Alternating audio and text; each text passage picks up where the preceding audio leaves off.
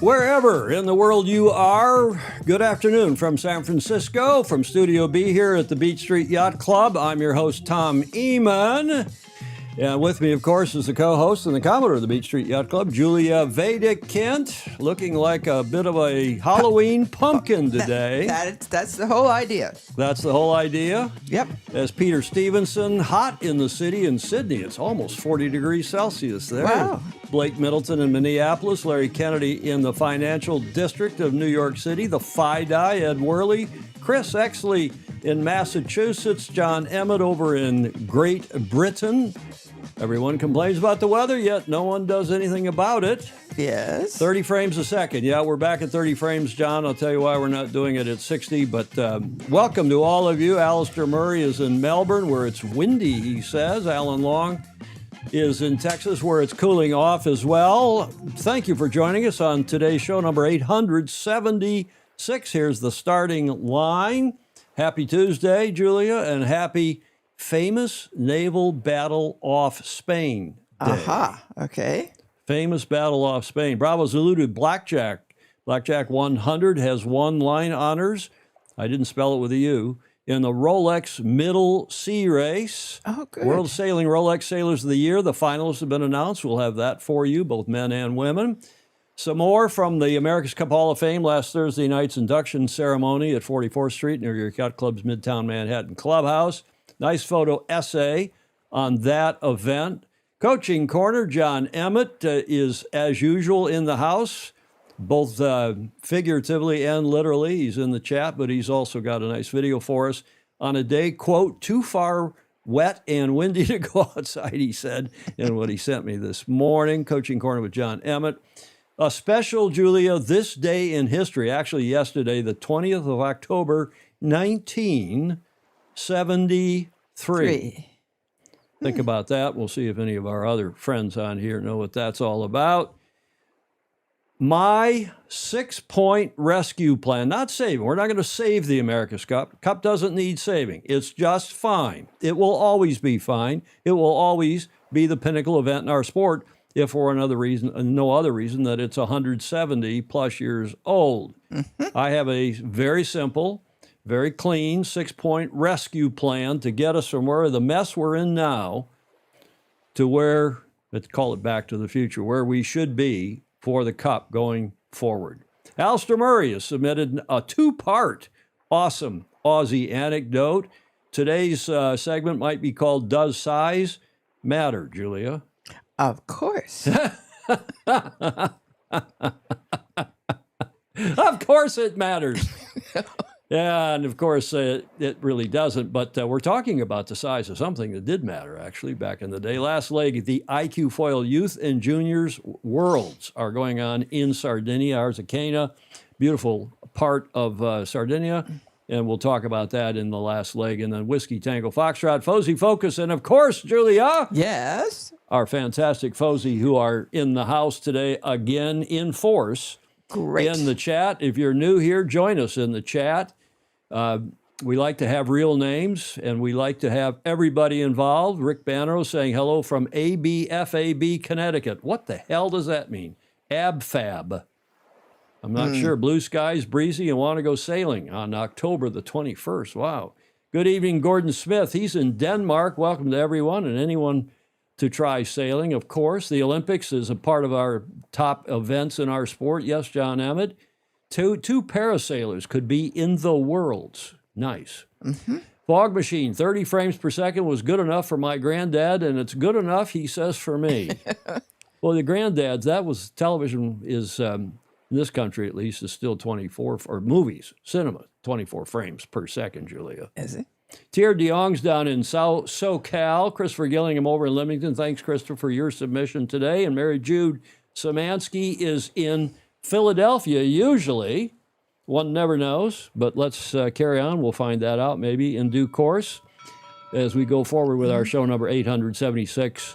My 6-point plan to rescue the America's Cup and where we are and move us. You look askance. Not at all. You looking forward to this? Yes. I ran this past you I know. last Friday after the show. Yes. And you correct. were grinning from ear to ear. Yes. I hope so. Julie, anything else before we get going here?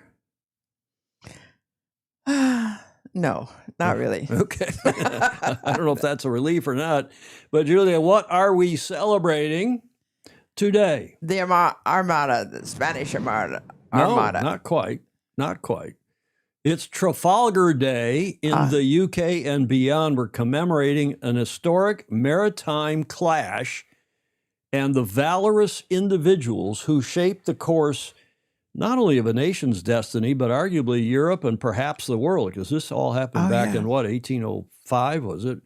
Which was, prior to the War of 1812, the Brits against us. Yeah. Here, the details, of course, the Battle of Trafalgar took place on October 21st today in 1805, when the Royal Navy, under the command of Horatio Nelson. What a great name. Yeah. I wish if I were born again, I'd want to be Horatio. Oh. Vice Admiral Horatio Nelson was able to triumph during the Napoleonic Wars, even though the British side had 6 fewer ships, in fact. This is considered the most important event on the calendar of the famous boat, HMS Victory ship, which is the oldest commissioned warship in the world. It still is commissioned today. Is it? In Portsmouth, in the UK. Indeed it is. Historians put the British wind down to having a more well-trained group of seamen in the Royal Navy after having been at sea together for at least 2 years. They knew exactly how to function as a team. In addition, the British sailors were well-trained in how to use their weapons, practicing firing their guns several days a week for many years in preparation. But what really is celebrated, as you probably remember, not that you were around in 1805. Oh, maybe. And I don't think so. But in those days, you lined the battling rows of ships parallel to each other, and you fired away. As they did on the ground. And this was off, well, exactly, originally, but this is going on off off Trafalgar in Spain, and it's Napoleon has organized the French and the Spanish, and the Brits are down there attacking them to try to stop them from going on and attacking and perhaps taking over England in 1805. So instead of lining his fewer ships up parallel and firing away, he put them in 2 lines and went at them and broke their line into thirds and fired from both sides. And they were so surprised by that tactic. They didn't follow the rules. Well, they didn't. That's right. They didn't follow the rules, and that was a huge surprise and quite successful, as it turns out. While the Battle of Trafalgar was certainly an important victory establishing the supremacy of the British Royal Navy for over a century, it wasn't until 1896, almost a century later, that the legacy left behind by Admiral Nelson, who was killed in that battle, by the way, was duly recognized. The motivation behind the first celebration of Trafalgar Day, more than 90 years later, was brought on by the formation of the Navy League in 1894 in the UK. And Julia? Yes. You would think poorly. If you didn't have a picture. If I didn't have a video. A video. On October 21st, 1805, the Battle of Trafalgar took place, a defining moment during the Napoleonic Wars. Admiral Horatio Nelson led a fleet of British ships against the combined forces of France and Spain. Despite being outnumbered, Nelson's tactics proved decisive, ultimately securing victory for Britain. Tragically, Nelson was mortally wounded during the battle, but his legacy solidified Britain's naval dominance for over a century. This battle changed the course of history by thwarting Napoleon's plans to invade England and established the Royal Navy as the world's preeminent maritime force.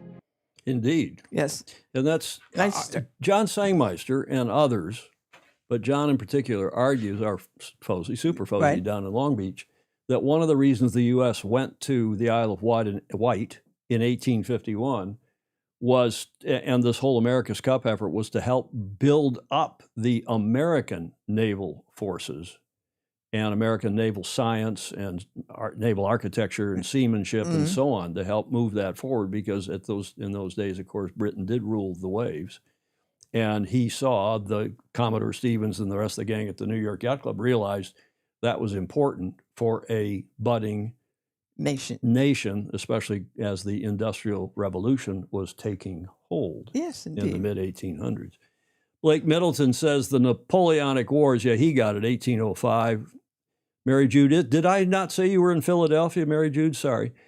David James, when you said a maritime defeat off the coast of Spain, I thought you meant Oracle versus SNG in Valencia 2010, and that boat that's behind me in the trimaran. Nicely done, David. England expects every man to do his duty.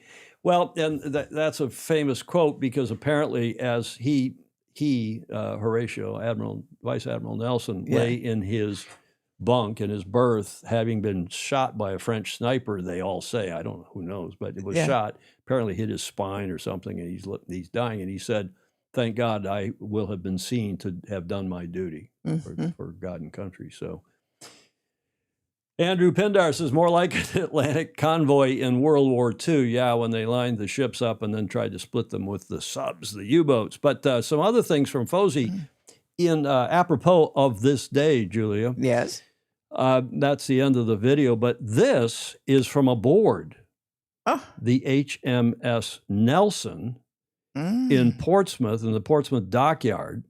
The Royal Southern Yacht Club had a dinner there in 2015, and our Fozzie, who's on here, Christopher Gillingham, lives in Leamington with Jane, was there. Wow. Fabulous looking dinner. Oh, yes. And there's more, Julia. Yes. Because tonight, there he is, at the New York Yacht Club. They have a dinner regularly at the New York Yacht Club tonight. It will be there celebrating the Battle of Trafalgar and the 220th anniversary at New York Yacht Club on 44th Street. Our super Fozzie Claire Harrington headed down there. I was texting with her this morning, as usual.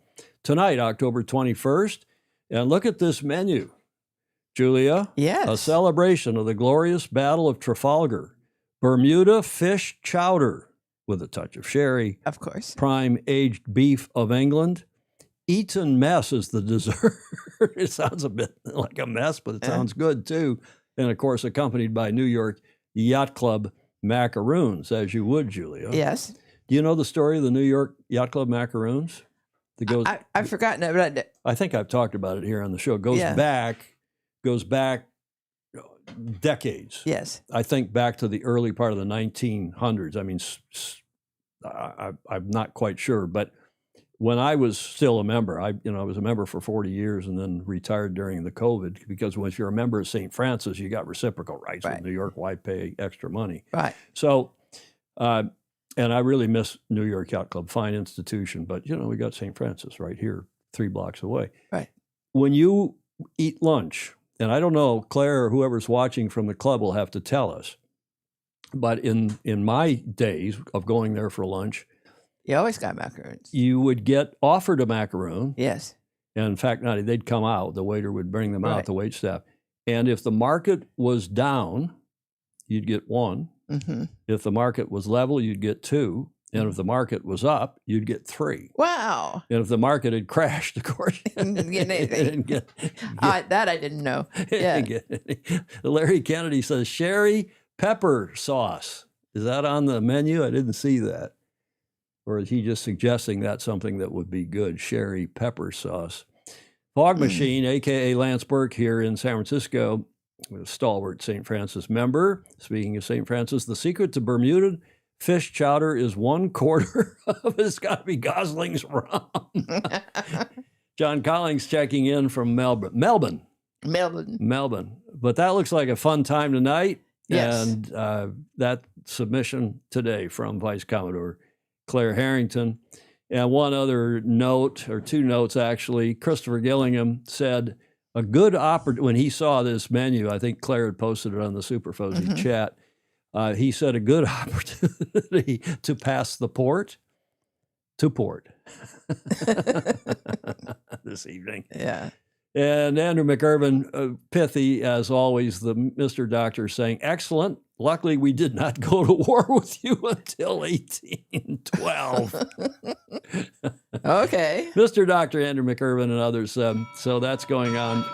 Happy Trafalgar Day, Julia. Yes, and to you. And thank you very much. You're very kind. Let's get into Bravo Zulu. We got a nice Bravo Zulu here. Or 2. Well done in praise of performance, Julia. Do you recognize that? That was early this morning.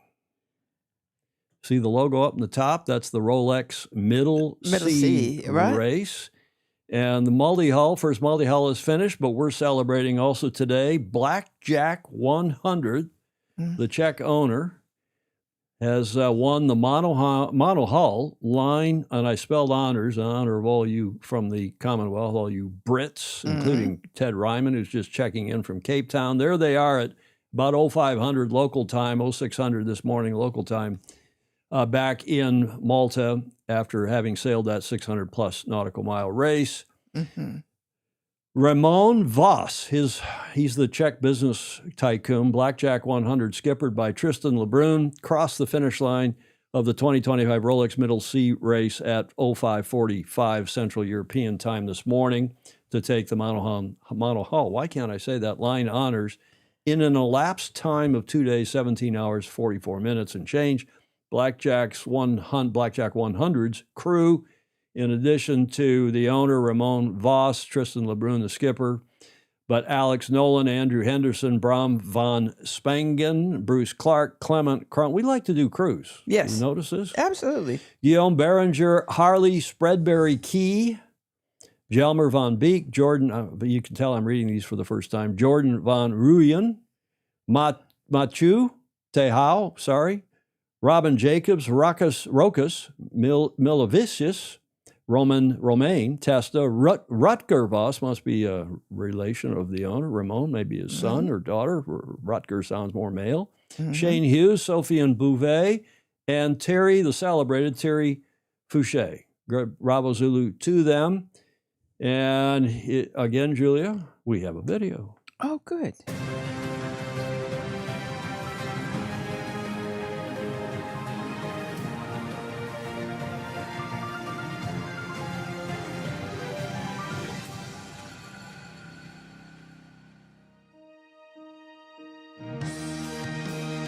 At 5:44 this morning, Blackjack 100 crossed the finish line in Malta to become the first boat home in the Rolex Middle Sea race and claim the monohull line honours title. The elapsed race time of 65 hours and 44 minutes fell well short of the course record, but given the light wind conditions, Blackjack 100 owner Raymond Voss was delighted with the team's performance. Winning the Rolex Middle Sea race is a significant achievement. It's competitive, it's different weather, it's dark most of the time. So it's really very nice to end the season for us with winning this fantastic race. Despite trailing Balthazar out of the harbour at the start, Blackjack sailed an exemplary race, easing into their stride on the passage over to southern Sicily and rounding Stromboli with a clear lead, a position they maintained for the remainder of the 606 nautical mile race. Very good race so far. Everything is going well on Blackjack and we are having a good time. We keep pushing hard. In second place on the water, Louis Balcon's Balthazar. Although unable to challenge for line honours, the Maxi 72 is in the running for the overall race victory on corrected time. But with much of the fleet still to pass the race's halfway mark, we will now have to wait and see which yacht in this world-class fleet will emerge victorious. Join us again for more updates from the 2025 Rolex Middle Sea race. Rolex. Those boats are so magnificent. That's such a great race. We should go do that. Yes, well, Go do that, Julia. okay. Alistair Murray, Mr. Doctor, replying to Andrew McIrvin. No, sorry, Alistair Murray, Mr. President Emeritus of Australian Sailing, saying, Andrew, I've seen his vest with bullet hole and actual blood stains. They're all talking about Nelson's Oh, yeah. in the Greenwich Museum. I've seen it as well. Andrew McIrvin says, my party piece is a talk on all of Nelson's wounds as delivered at Trafalgar Night at the RORC on Saturday. Wow. David James making a pithy comment about the America's Cup. These days, Britannia rules the waves. Well, maybe the U.S. does, and New Zealand waives the rules. So I'm not quite so sure about that. They're sure making up a lot of rules. We're going to talk about that. Mm-hmm. And Sherry, pepper sauce. Yes, okay, pepper sauce. But speaking of Porto and leaving the port to port, passing it to port, Picato 555. Hello from Porto. Portugal. Welcome. Give us your real name, Picado555, please, if you don't mind. Ted Ryan, we said, checking in from Cape Town. Chris Fury has also seen the bullet hole. I think a lot of us probably have. And Blake Middleton saying, thanks again for always including, we try to include all the crews as usual. Chris Fury, of course, checking in from windy Melbourne, where it's 60 knots Wow. coming through here this afternoon, or it's going to be in any event. What else? Enjoyed Louis Habib's usual quality commentary of the race start. Yes, Andrew Watson, good point. Did anyone figure out what Baltazar's top job thing was? I don't know. What else? Rolex always does great videos. Alistair Murray, indeed, and Rick Banner. 18 to 20-year-old boat designed by Reichel Pugh, RP, and built in Australia. Amazing record over 20 years and still winning Blackjack 100. I remember when it was built. And speaking of the light air race, Julia, that is from a couple hours ago. That's the tracker, and you can see some of the boats have gone all the way around and gotten back into Malta, including obviously Blackjack 100. But most of the rest of the fleet is well off to the west, of course, going off port of Palermo. And man, oh man, they got a lot of race left. They do. Chris Fury reminding us that boat was originally, that is Blackjack 100, was originally called Alfa Romeo. Is that so? Yes, when it was an Australian boat, Australian maxi in the Sydney Hobart. Andrew Warner saying it's calm in Gippsland, Melbourne, wind heading our way. Gippsland. Okay, so that's our report. Now we'll do a segue into the World Sailors of the Year. The finalists have been announced, both the men and the women. Here are the women.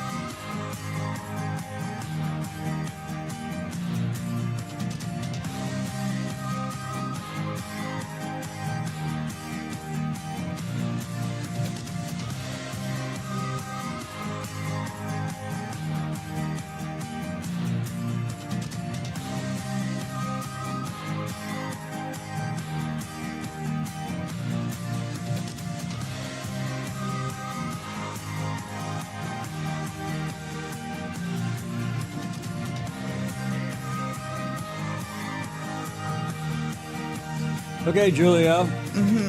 Tough choice. 4 great finalists. Yes. Starting with Allie Bell, San Diego Yacht Club's first ever female winner.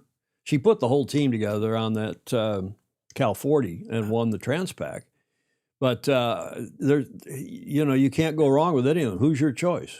Oh, I just have personal favorite, which is Martine. Martina Grail. I knew you'd say that. But I think I agree with you. I think it's a great choice. All 4 terrific nominees, in my humble opinion. And here are the men, and I'm not so happy with the male nominees, frankly.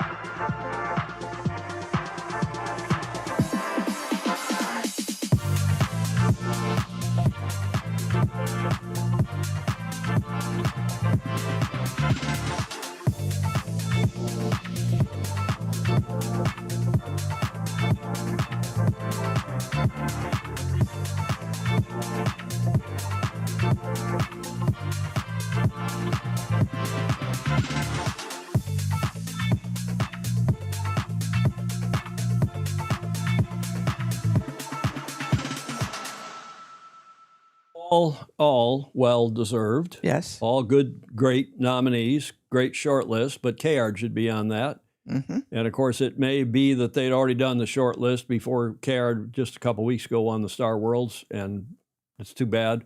Maybe we should consider him as our person of the year, Yes, I think along we with should. others. But I'm disappointed Paul's not on that list after he won the Star Worlds for the second time. I have his speech that he gave Thursday night. Oh, do you? Yeah, at New York Yacht Club.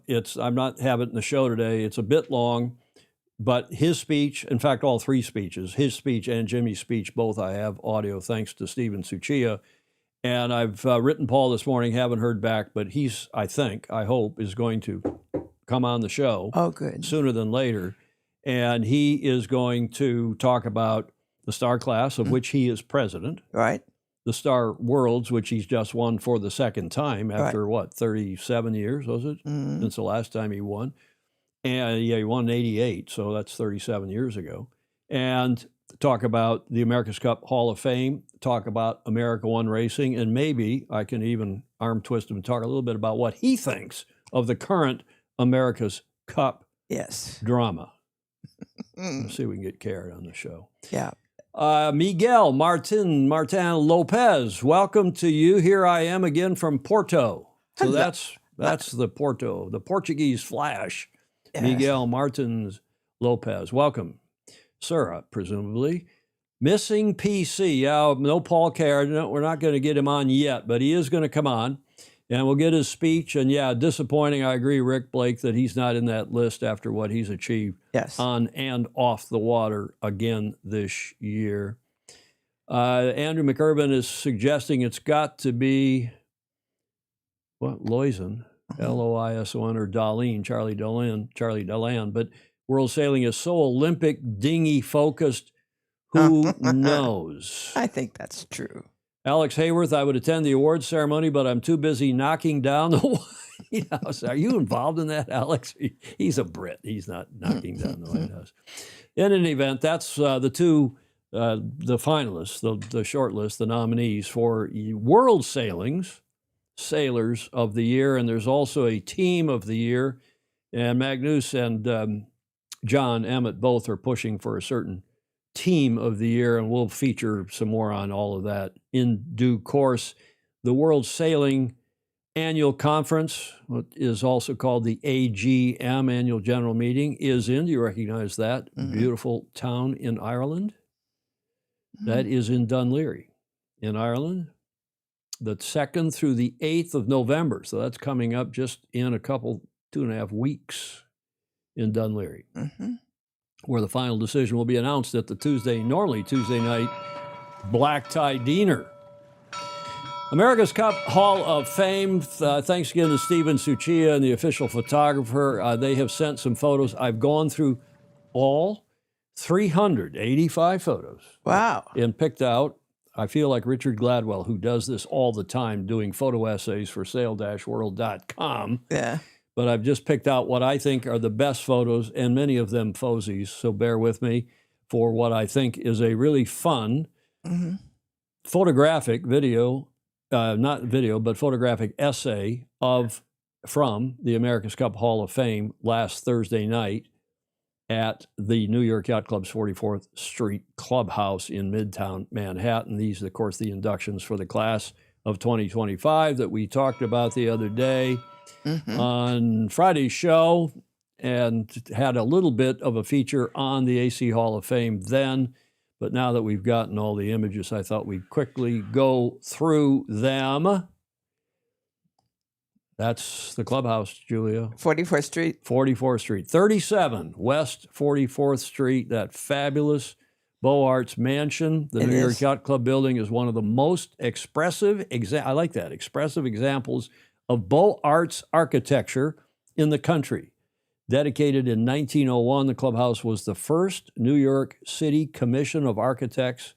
Was the first? Yeah. New York City Commission of Architects, Warren and Wetmore, limestone facade. Oh, no, establishing the firm's distinguished reputation. The limestone facade of the New York Yacht Club is sculpted with nautical motifs, featuring a trio of windows carved to resemble the sterns of a 17th century Dutch yacht. Oh, okay. as well as ornamental seashells, dolphins, and dripping seaweed. Constructed on land donated by Commodore J. Pierpont Morgan, the club's sixth home has become a well-known symbol of the nation's oldest yachting organization, well, not quite, but almost, in continuous existence since 1844. The celebrated America's Cup, first won in 1851 by the schooner America in a regatta at Cowes, England, was deeded to the club in 1857. And most of you, of course, will know that. And here are some more of these fabulous photos. That's what the model room, that's where the big dinner was. They had cocktails down in the grill room first. And then after that, people repaired up to this fabulous room. One of the most impressive rooms in not only our sport, but in the country. Yes. If you ever have a chance to, many of you, of course, have been there. If you ever have a chance to go to the, in fact, if New York's quite charitable, quite welcoming. If you show up and you're dressed, in a coat and a tie, or at least, look like a homeless person, in a blazer and an open neck shirt, and especially if you've called in advance to the quartermaster's desk, I'm so-and-so from the XYZ Yacht Club. We're in town. We'd really love to have a quick look. Could we? And if they're not too busy and if they're open and yada, yada, yada, they will let you have a look in the model room. In the model room. It is spectacular. It is spectacular indeed. The table settings, it's not quite Buckingham Palace with the Queen set up, but it's just, John Emmett says, I don't think I own a coat and tie. Better get one. Before you come to the Beach Street Yacht Club, John, you better have a coat and a tie, or maybe not a tie, but at least a coat. This is how the tables are set. This is the Vice Commodore, our Super Fozy Claire Harringtons. They put the red flag for the Vice Commodore, and of course the blue flag for the Commodore, or the white flag for the Rear Comm. Many clubs do that, but it's fabulous setup. Speaking of the Vice Commodore, there she is with Magnus the Magnificent, who flew over to cover this, did some other work, interviews, and checking up in the library for various paperwork.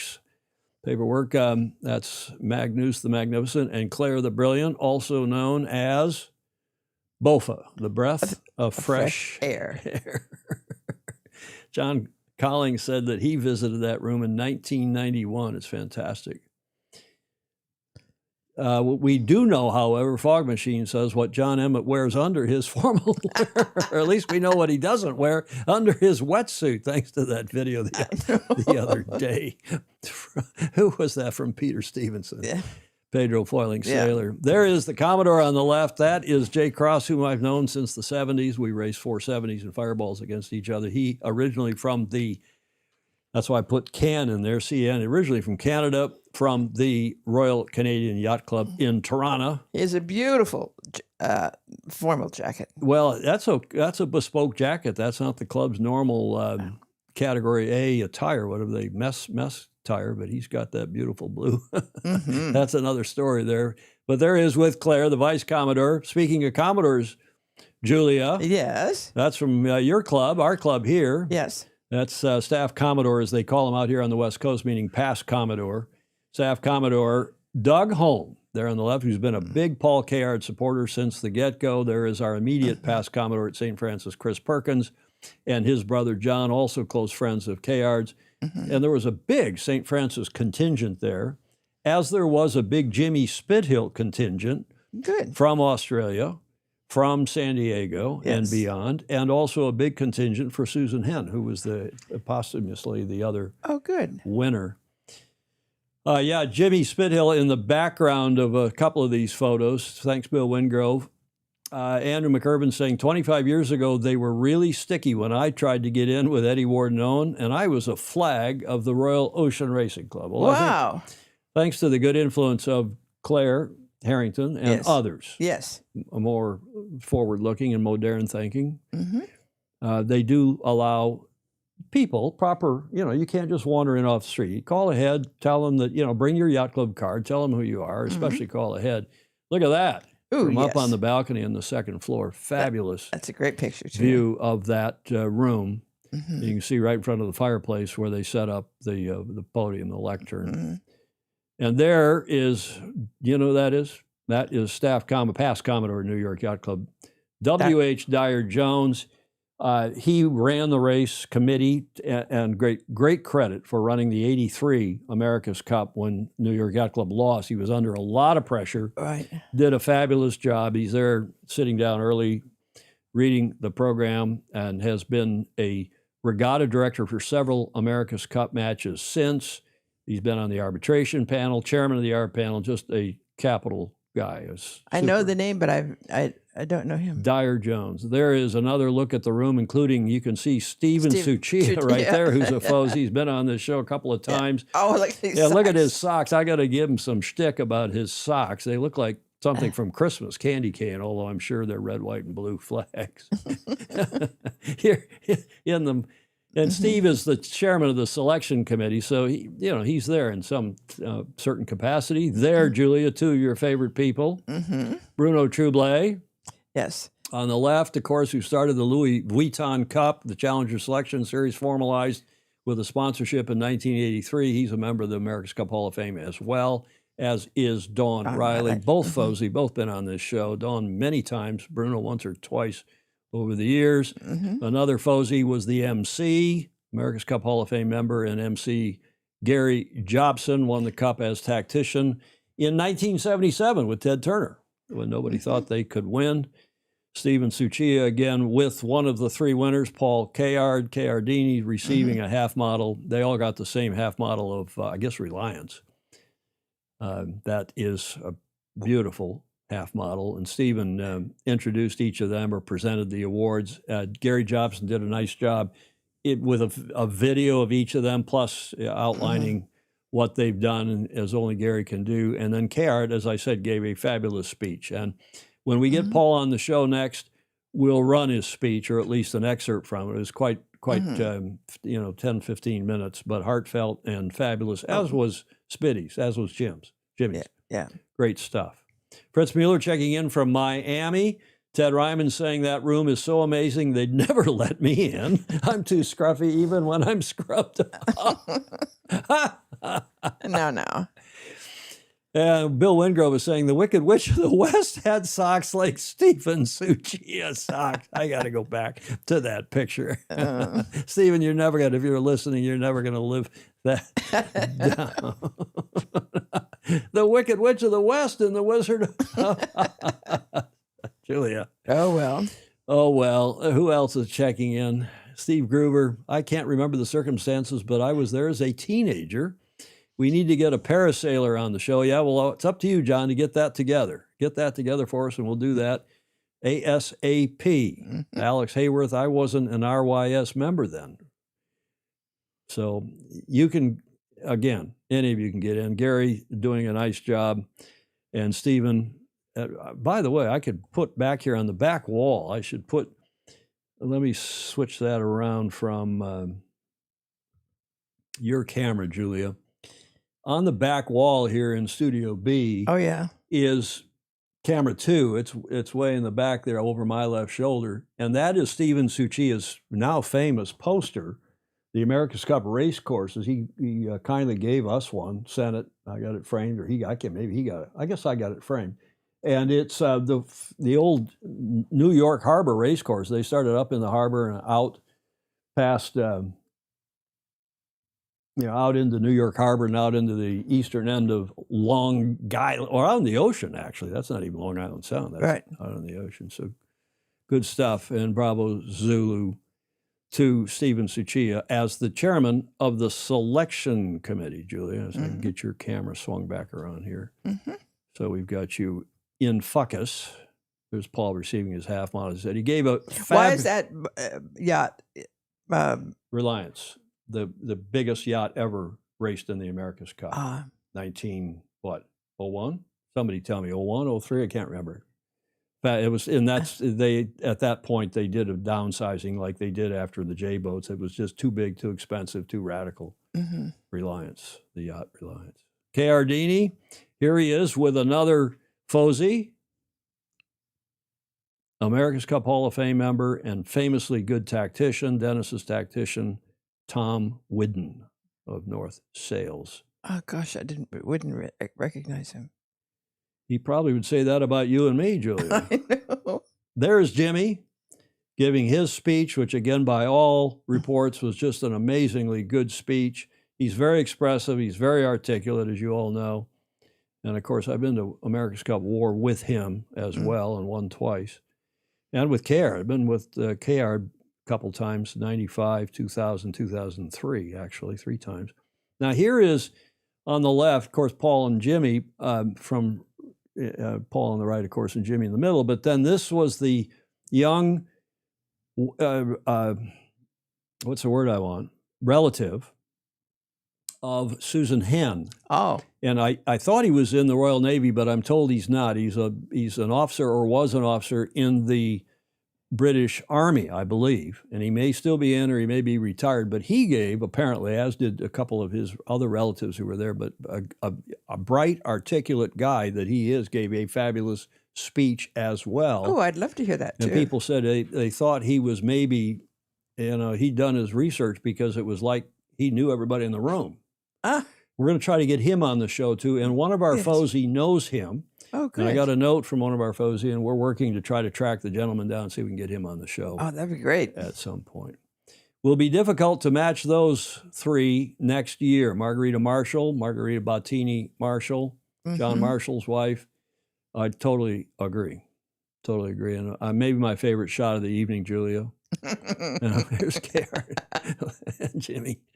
It is. Two of That's the fun. Two of the greatest sailors in the history of the sport, let alone in the modern history. And thanks again to Heckler photographers who were the official photographer on the night and whose photos Steve and Suchiya sent to me over the weekend. Much appreciated. Yeah, that's Okay, really lovely. Julia, Yes. let's carry on here. We'll get to, in due course, to our simple plan. But first, let's get to our simple coaching corner. Never so simple, actually, coming from John Emmett, Super Fozy John Emmett in the UK, who checks in. He said it was too wet and windy to be outside walking around today, so he's in his home, I believe, in Weymouth. Hi, Tom, Julia, and all the Fozy. It's that time of the month again. It's time for the Para Focus. So I've just come off another World Sailing meeting, and I have to say this one was probably one of the best ones I've attended because there was a lot more engagement. So people asking for help, trying to collect data and to make really robust data, because for me it's not enough to say there's one person sailing from Chile and therefore there's parasailing in Chile. You know, you need 2 or 3, because sadly, if that one person gets ill, injured, or stops for whatever reason, you've lost the entire country. So although the expression of interest in terms of parasailing is well above, I think it's 32, the magic number of countries, the number of countries which we have robust data for is pretty small. So, you know, we can reach out if Bill Canfield's watching, you know, do we have something there with the American Virgin Islands? If there's people watching from Israel, can they help us document that? We've got people from South Africa. I think Argentina has good sailing, but we need to document the evidence. So notices of race, event websites, results, this sort of thing, to show robustly that people are doing this. They have a sailor ID and they're competing at home and abroad. But overall, I think very positive, because one of the big take-homes was a lot of frustration when this big cry for help went out. And personally, I went out and found a lot of volunteers, you know, people who could run races or help with admin. And then it was like, well, what now? And, you know, it's one thing to ask for help, but you've got to really accept it. And also to accept it in the way people want to deliver. So, you know, I try and do my bit with media. There's far better talkers than me, and there's definitely better writers than me. But I think that every bit helps, and just raising awareness is a crucial step. With the Olympic programme, I think probably the key voices are those from the athletes or even the future potential Olympic athletes. Their voices should be heard loud and clear. But all this focus, I worry, does distract from power. And I've said before, I think sailing is possibly the only sport that features in the Olympic Games, but not in the Para Games. And I keep on trying to repeat these messages just to help people really think about it. But this idea of rewarding volunteers and accepting volunteers is really important. In fact, in terms of talking about stories and raising the profile, both Danny and Jazz have been nominated in categories at the World Sailing Awards. Now, whether they win them or not, it certainly does a big bit to raise awareness and just to be transparent about what we're trying to achieve. We went to this meeting, this is what we learned, this is what we're doing. And the only thing that worried me, it was a bit of a strange thing, at the end of the meeting, they had a confidential section where they asked everyone other than the board members to leave. And I guess that was probably just an admin thing for them, but it felt a bit strange because what's confidential, people's names, addresses, contact details. I don't know why they didn't just do that as a completely separate meeting. No need to mention it to the rest of us and just everyone log off and then log back on. I don't know, it just seemed a very strange end to the meeting because I couldn't really think of what would be confidential that we couldn't talk about. So that just left a slightly puzzled John Emmett at the end. But there we go. Overall, I think onwards and upwards. The IPC committee hasn't been fully formed yet. So as always, things only move backwards rather than forwards. So that's going to be happening a bit later than would be expected.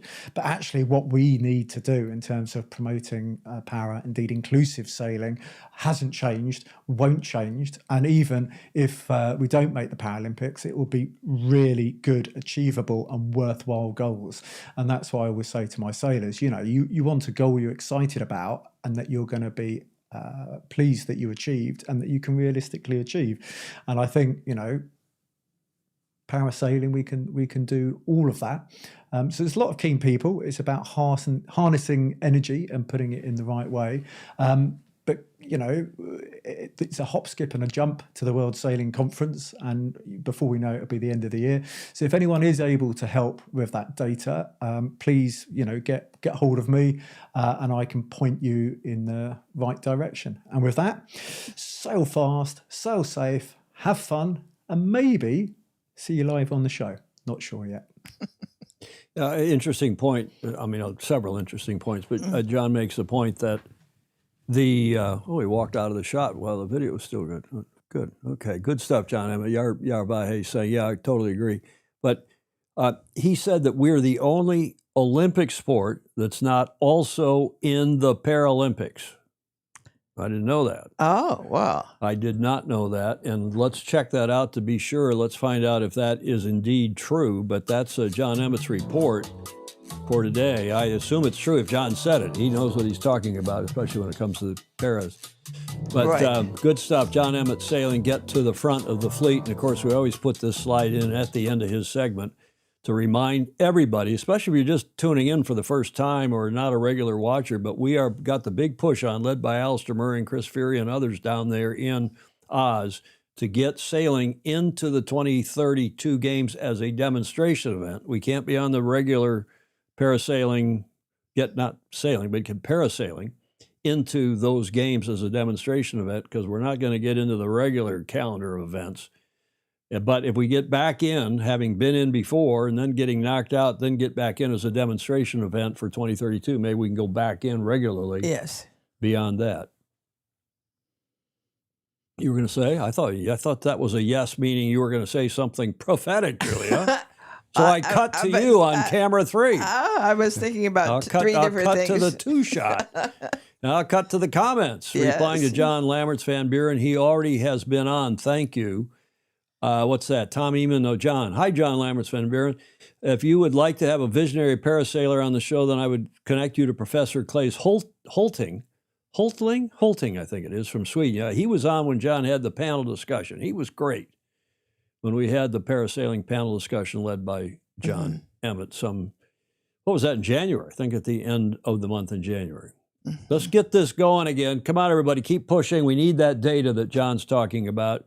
And we'll have another parasailing panel discussion here sooner than later. Yarvahe reminding us it was a demonstration event in Atlanta '96.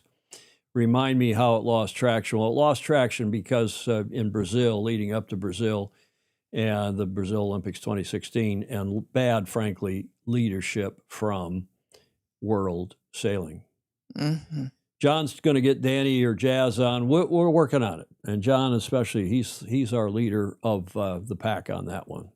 A simple plan to rescue the America's Cup coming up in a moment. My 6-point plan, and I know a lot of you are waiting for that. I'm not trying to tease it, but we like to take care of business here. In the meantime, including Julia, Yes. what happened on this day in history, the 20th of October, which was yesterday.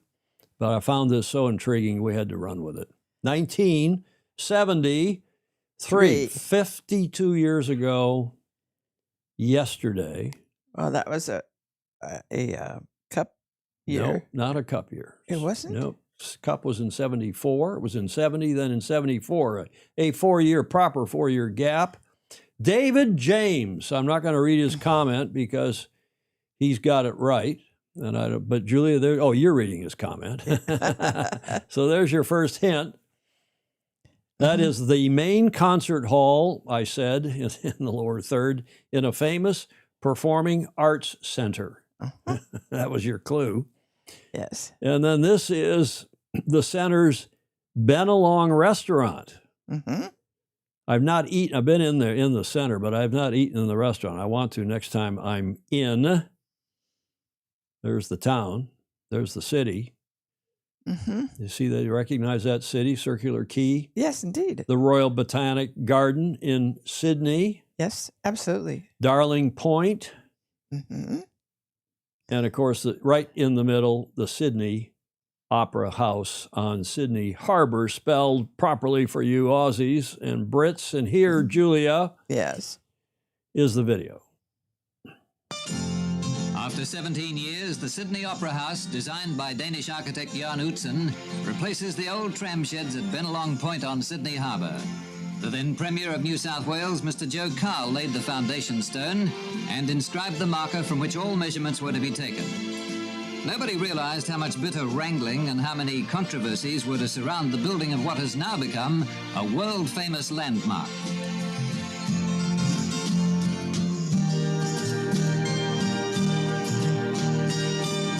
That's history now as the Opera House and the harbour take on a carnival air with more than 1 million people lining the shores awaiting the arrival of Her Majesty the Queen of Australia to perform the official opening ceremony.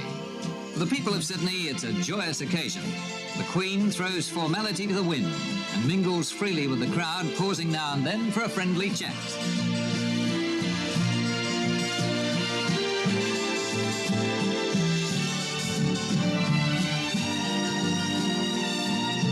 Tugs on the harbour pull the streamers away from the billowing sails of the Opera House. Hundreds of craft from small dinghies to luxury cruisers join in the celebrations.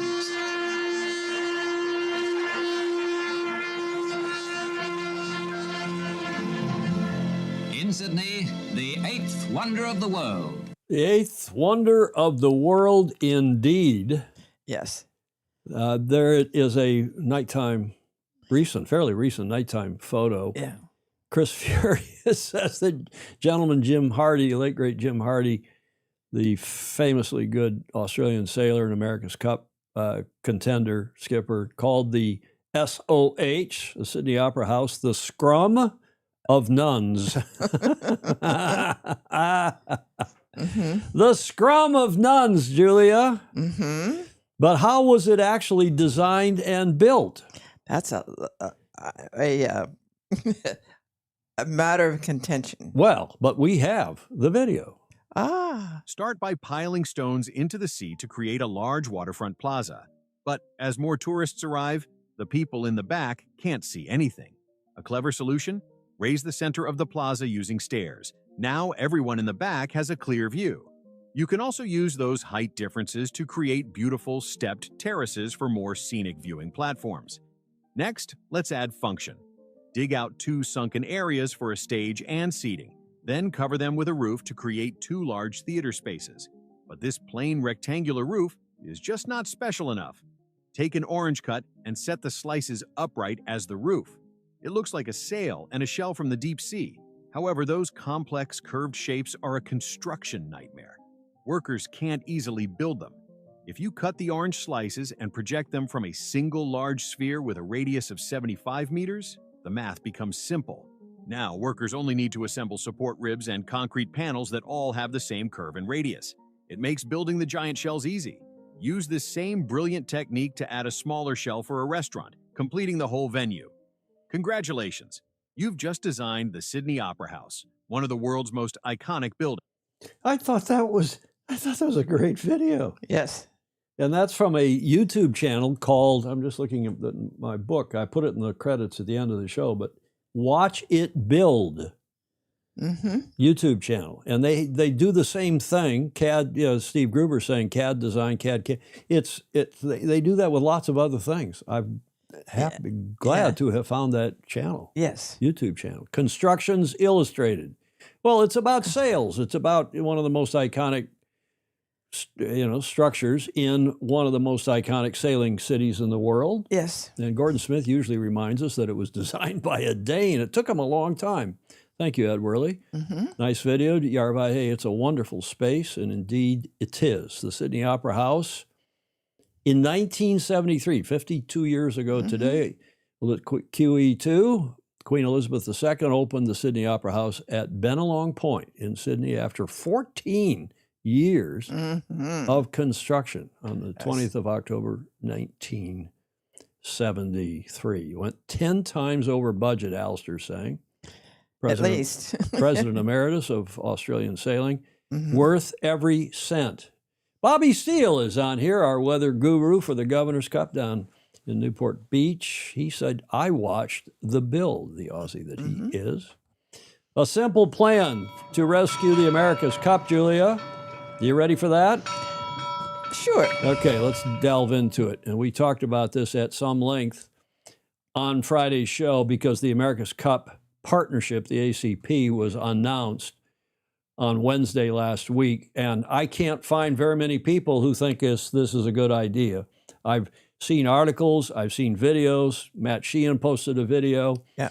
The key thing is when you do read one of these articles, whether it's Magnus, who wrote the article, and Magnus is, I think, reasonably concerned. He's supportive because he has to be. He's the chief writer for the America's Cup.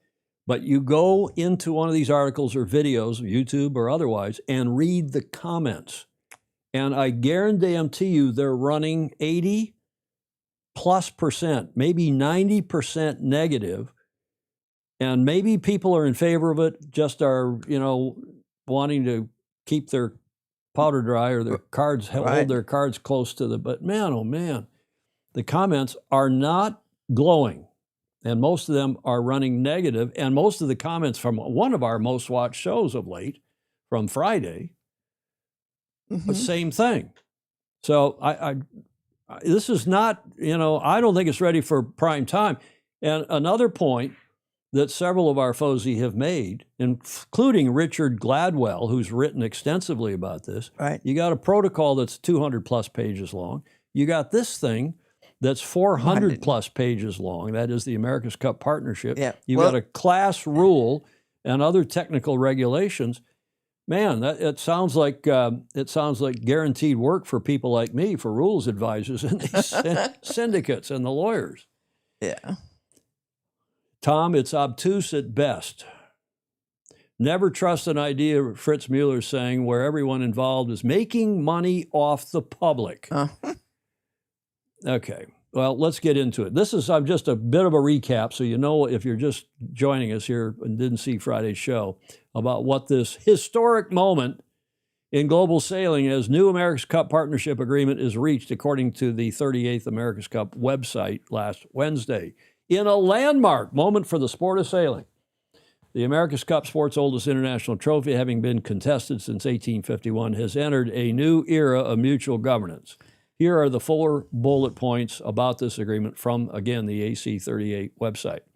Establishing a bold new governance structure, bringing all participating teams in the LV38th America's Cup, LV's the title partner, to govern and grow the America's Cup collectively. The America's Cup partnership has reached the next significant milestone of the agreement, kick-starting the new era of the oldest trophy in international sport. Kick-starting it. The partnership will continue to focus on innovation while unlocking growth and long-term investment. Unlocking growth and long-term investment to provide a platform for financial stability for the event and teams. Mm-hmm. Yeah. The clock is now ticking, the press release says, to the close of entry period on 31st October. It's in 10 days for teams to enter the Louis Vuitton 38th America's Cup and join the America's Cup partnership. Because if you don't join by the end of this month, you can still join as a late entry fee, pay a late fee, but not be a member of the America's Cup partnership. You won't derive any of the hoped for benefits. Yes. Why would you do that? Mm-mm. So we talked about this last week, again on Friday, and this was what Magnus the Magnificent, Magnus Wheatley, said in his Rule 69 blog. He said, and I excerpt from his long piece, thoughtful piece, by the way, on the media side, building long-term equity is key. We hear this in world sailing with the current situation in the Olympics. In fact, we hear it right across the sport of sailing. Do we, Magnus? The sport has a problem in that it's not crossing the eyeball and fan engagement lexicons, and that's where the real work must begin. Julia, I wonder why the sport is not that popular with the general population. Huh? They Maybe don't. the sport is not that interesting to watch or that understandable, and you can do what you want to try to make it thus, but it's pretty hard. It is. Maybe. But let's carry on here. I digress. Having surety, maintaining dedicated professionals, and exercising a clear vision created collectively by the ACP board and its CEO, whoever that will be, whoever that may be, in fact, he said it right there, is what makes the cup live or limp, live or limp. I'm not sure if he meant live or live. The simple fact of the dramatic cliff edge drop when one event finishes and everyone scatters to the four corners of the world should now be a thing of the past. Notwithstanding, Magnus and everybody else watching, there are the two biggest events in the world, aside from the Super Bowl and one or two of these other major sporting events here, sailing, yacht racing, the America's Cup is never going to be the Super Bowl. But the two biggest events in the world happen once only every 4 years. I'm talking about FIFA World Cup and the Olympics. And everything drops off the earth and then it comes back to life 4 years hence in a big deal, the biggest deals. Yep. So don't talk to me about trying to keep it from dropping off the cliff edge. In any event, it should now be a thing of the past under ACP. That is this dropping off the cliff edge. Keeping the media momentum going, building the narratives and delivering across the multimedia landscape is the goal that is now achievable with continuity and surety of employment, with continuity and surety of employment of very good people at the top of their game. So this really is sounding more and more like an employment. Yeah, I was going to say, as long as somebody's paying him. So that's Magnus the Magnificent, Julia. The ACP is done. And he said in the headline in this piece in the Rule 69 blog was, now the real work begins, which is true. Yeah. They're trying to make the America's Cup into Sail GP, but I'm afraid that horse has already run, has bolted the barn, Julia. Yeah. Magnus, in his Rule 69 blog last week. And on this show on Friday, I had this to say. This much heralded ACP deal is yet another abdication by the RNZ, the current America's Cup trustee, Royal New Zealand Yacht Squadron, through a delegation of its legal duties to its representative team. Such delegation is clearly prohibited by the deed of gift and New York law. However, this time, Royal New Zealand Yacht Squadron is adding co-conspirators, other teams, namely the Challenger of Record and any challenger who cares to sign up before the end of this month for $5 million. The ACP was cooked up in secret by a defender desperate for funds, selling off something they don't have the power to sell. Point 3, the 400-page ACP is being kept secret, guarded with legal threats because the defender is too embarrassed to make it public, especially to those with the knowledge and experience to expose it before their attempts to sell it to the gullible. 4, Moreover, the ACP is a clear and gross violation of the deed of gift, which states, quote, "It is distinctly understood that the cup is to be the property of the club subject to the provisions of this deed, and not the property of the owner or owners of any vessel winning a match," which is exactly and clearly what Mr. Dalton is trying to do. By his own admission. By its own press statements, ACP will be owned by, and operated for the benefit of the owners of the vessels, the teams. 5, now is the time, I say, for all good men and women to come to the aid of their party, to the sport, of our sport, to the cup. High time for the former trustees, New York, Royal Perth, San Diego, Société Nautique de Genève, SNG, and of course Golden Gate Yacht Club, to take a clear stand in opposition to this AC madness that Mr. Dalton and Sir Ben Ainslie, for that matter, are attempting to foist upon the sailing world. It would be hilarious if it were not so sad for our beloved sport. That's what I said on Friday's show, and I stand by every word, Julia. Yes. The comments are rolling in here. Yeah. I mean, I agree. All you have to do is say what else has lasted for 150 years. Well, exactly. and it allows people to have to make changes, because there's a whole new thing every time around, and that's great. Well, exactly. And it's done just fine, and there's nothing that has gotten in its way, including world wars and famines and depressions and everything else, and it still keeps on keeping on. Yes. I had a note here from Peter Reschenberg down, he's, I believe, an Australian. And he said, just managed to catch up on your latest episode of SI and the latest goings on with the AC. Seems like self-interest gone mad and trying to reinvent the event into something that it never was intended to be. My interest in this event is now waning at great speed, and I'm sure I'm not unique feeling so. I think your idea of the Magic Cup, which we talked about, having 12 meters race regularly in Newport, new 12 meters, race regularly in Newport, Rhode Island, under the aegis of the New York Yacht Club. He said the Magic Cup would generate far greater interest among the general sailing community. It could be time to get some serious talks happening with the New York Yacht Club and other potentially interested parties and make this event a reality. Well, he says, create a sailors and designers event and get away from this ridiculous situation of teams of 100+ support personnel for half a dozen PlayStation sailors. PlayStation sailors. Yes. All the very best to you, Peter. Yes. And I asked Peter if I could read that, and he said, yes, by all means. Yeah. No, that's really true.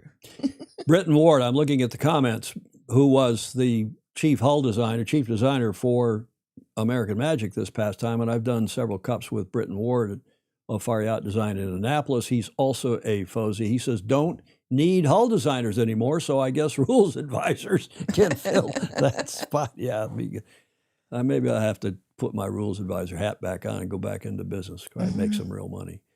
The voyage of Titanic was also an historic event, Ed Worley says.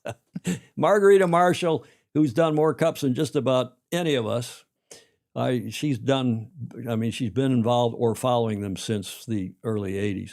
They think to be saved by the world mutual. Yeah, right. The people of Naples need the cup like a hole in the head, Fritz Mueller says. What will be the venue cost to prepare? Yes. Yeah. Okay, so it goes on and on and on. I'm going to give you my prescription. I'm not just going to repeat. Please note that the defender does not have to pay the $7 million buy into the. Yeah, that's right.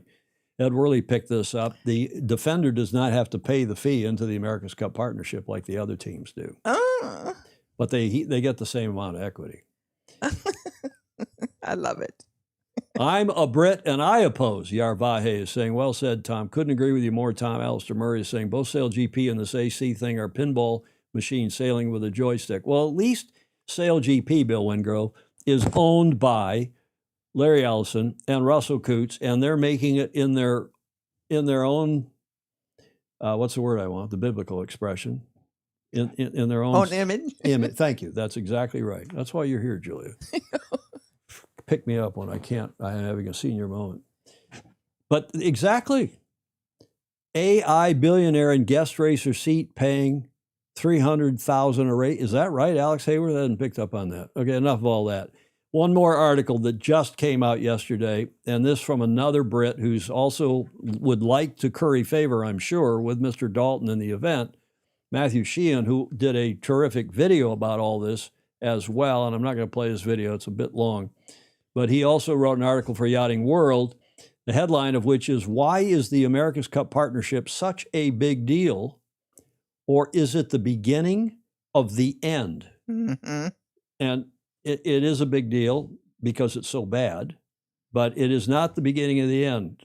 And Matthew knows it. Richard Gladwell knows it. Hamish Ross knows it. All of you on here know it. The cup will never get destroyed, even by this crotonicism. Even by this. This is just unbelievable. Matt, I'm just going to get two excerpts from his article. Back in August, his opening paragraph, back in August, the protocol for the 38th America's Cup was finally agreed and signed. Within it were details of a major structural change to the America's Cup, the formation of a new partnership, but that was only finally agreed last week. And then he went on and analyzed it at some great length. The stuff we've already talked about, that Richard Gladwell's talked about, the quotes from, so it was kind of a rehash of the stuff we talked about last Friday, and in fact, leading up to last Friday.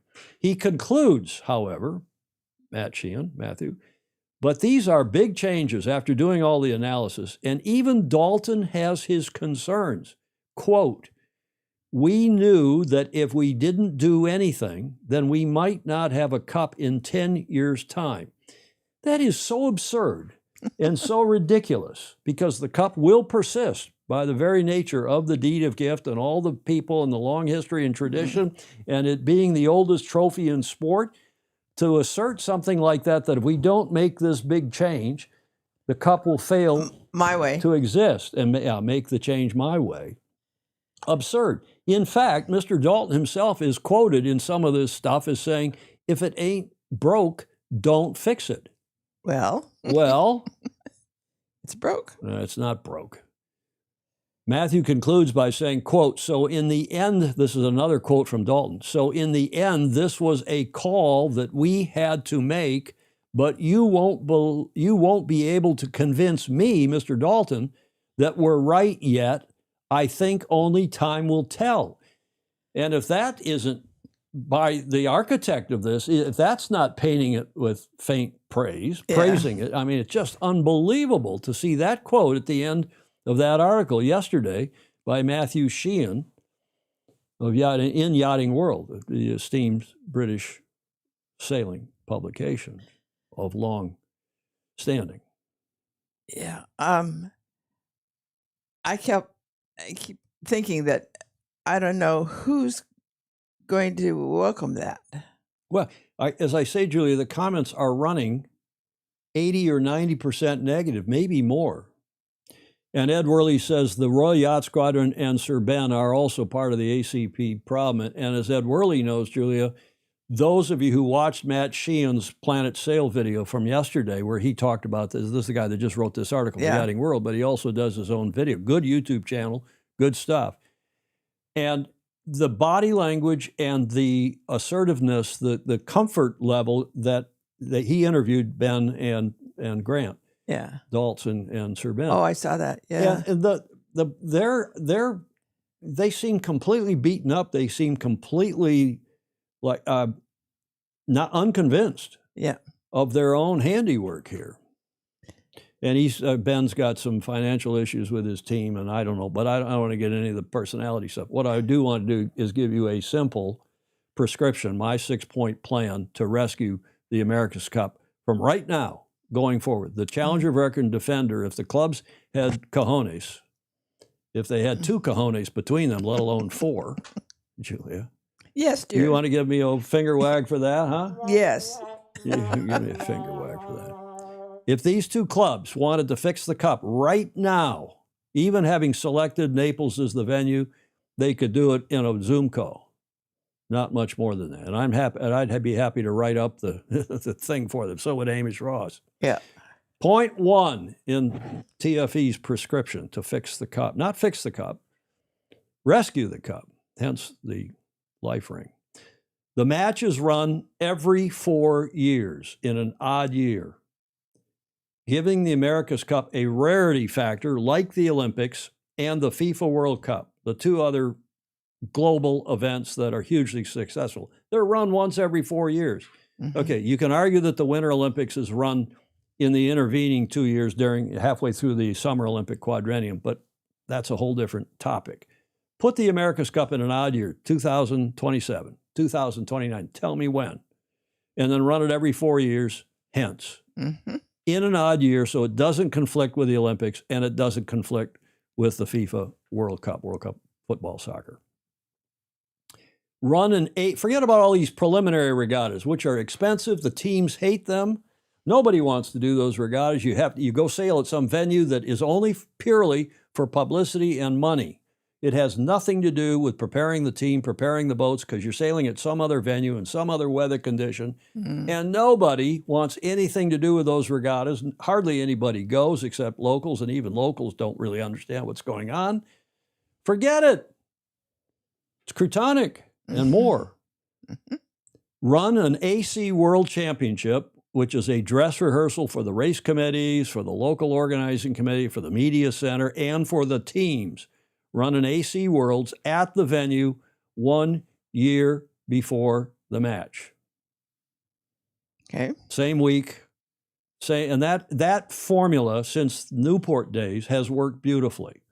And of course, Royal Perth Yacht Club did the same thing in '86, leading up to the '87 event. Worked perfectly. February of '86 for the '87 America. Yes, I'm Magnus. If you're watching, I'm living in 1987.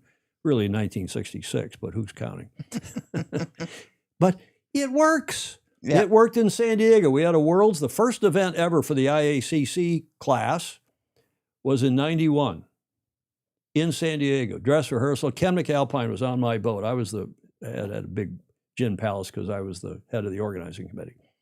And Ken McAlpine, who was the technical director and the chief measure for the class, yada, yada, had been for the 12s. He was like a cat on a hot tin roof. Where are these boats going to work? Is they going to go off the starting line and look at? And they did. And you've never seen somebody so relieved. Ken McAlpine said, "This is great. These boats are fabulous." Mm-hmm. Kayard said in his speech the other night, Yeah. the best America's Cup boats that he ever sailed were the IACC boats. They were quick. They were great match racing boats. They were dramatic. They were fun to sail. They were great for the crew, yada, yada, yada. Mm-hmm. Run a Worlds 1 year before the match at the host venue, which gives more money, more attention, more oomph To those. to the host. Exactly, Julia. And the teams then end up living there for the last year because they move down there, do the Worlds, and just carry on so you get more local spending and Right. so on and so forth. That's point 1 of 6. Point 2. The Defender Trustee Yacht Club chooses the venue as is prescribed by the deed of gift, not some board, not some CEO of some ersatz partnership. The Defender Trustee chooses the venue. Normally hosts in their hometown, and if the cup is on a 4-year cycle, it's absolutely no problem. You say, "Hey, we just won it here in 2020, tell me what, 3? Mm-hmm. And the next one's going to be in 2027, and here's where it's going to be. Mm-hmm. Auckland, because we're the Defender Trustee. Mm-hmm. Or if it's the Swiss and they can't run it in Lake Geneva, then they take some time, as they did, as Ernesto did. They put it out to bid. They had 60 cities in Europe bidding for it. Valencia came down to Valencia and Lisbon. A lot of you don't know about Lisbon, but it did. And Valencia was chosen, and a fabulous event ensued in 2007. That's after they won it.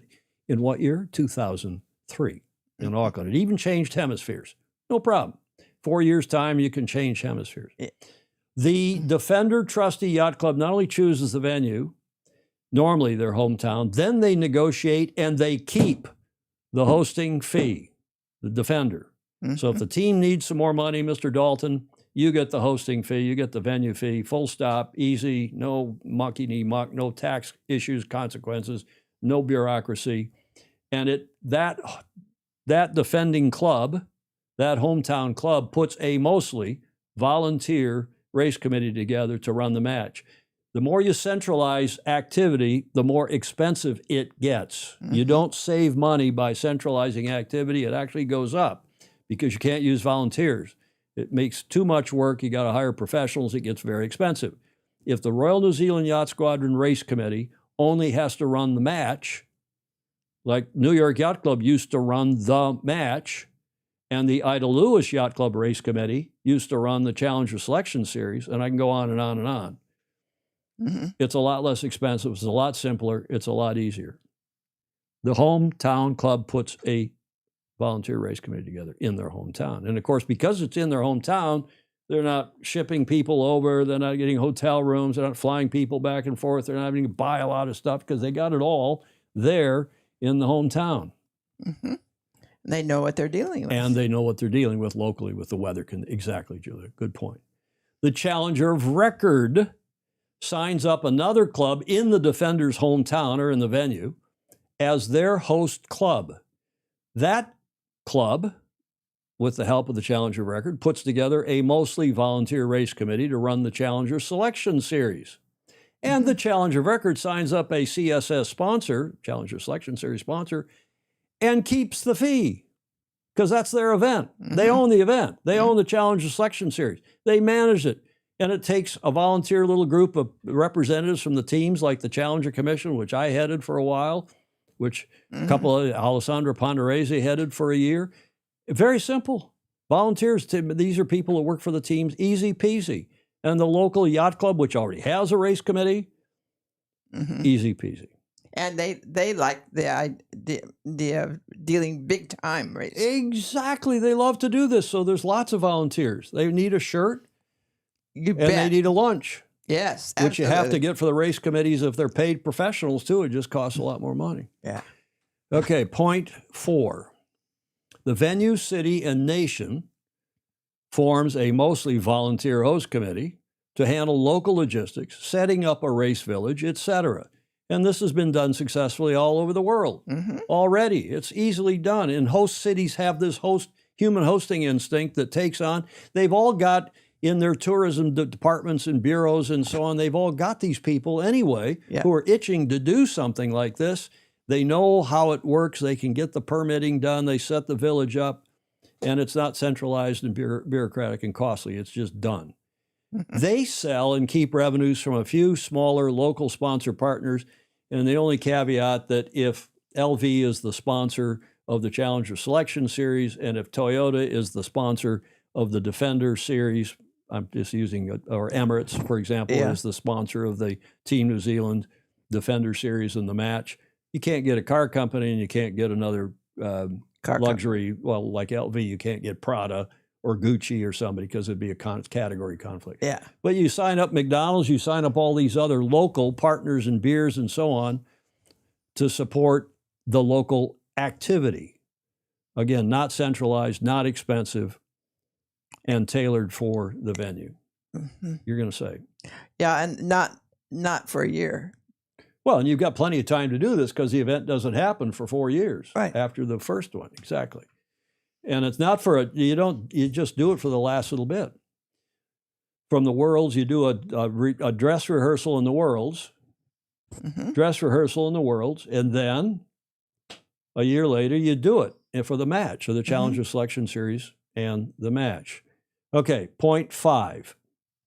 The Defender and the Challenger of Record, if they can agree, jointly hire a TV company to produce and distribute the TV coverage, which has been done again lots of times, mostly via YouTube, because that's where you're going to get the eyeballs. You do it via YouTube, and all this stuff of trying to distribute it on terrestrial channels, on broadcast and cable in various countries, there's hardly any money in that, and it's a huge headache. And more people see it. And lots more people see it on YouTube if it's free to air on YouTube or whatever. The world is changing big time. And you get a sponsor to organize the media center. Somebody comes in and puts together a little media center where the journos can work and where you have press conferences. It's not expensive. It's not a big deal. If they can't agree, they each do their own thing. Easy peasy, as has been done before.